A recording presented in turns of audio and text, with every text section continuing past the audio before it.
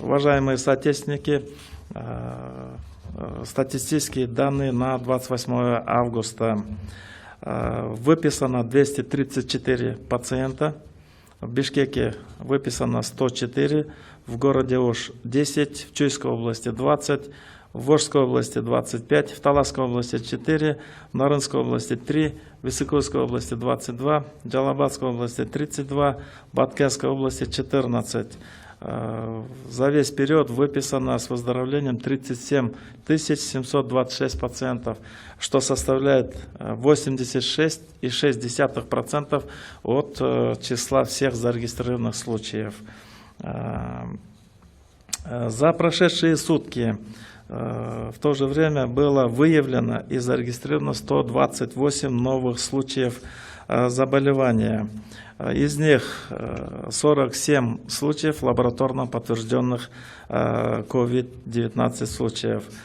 14 подтвержденных случаев в Баткенской области, 14 случаев в Джалабадской области, в Высокойской области 7 случаев, 8 случаев в Чуйской области, 2 случая в городе Бишкек и по одному случаю в Волжско-Таласской областях.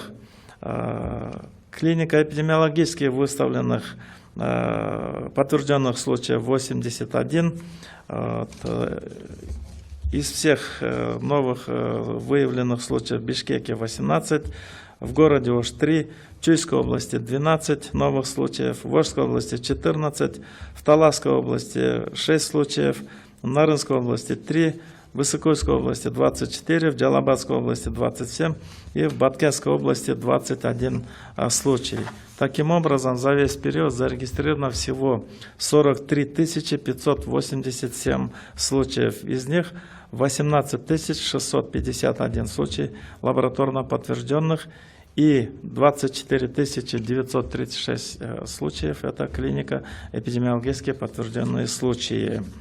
На лечении находится на стационарном лечении 810 пациентов и на амбулаторном лечении на сегодня у нас 4744 пациента.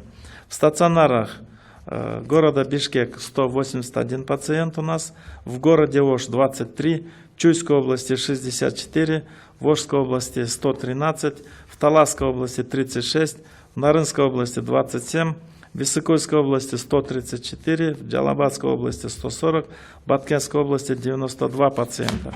Амбулаторных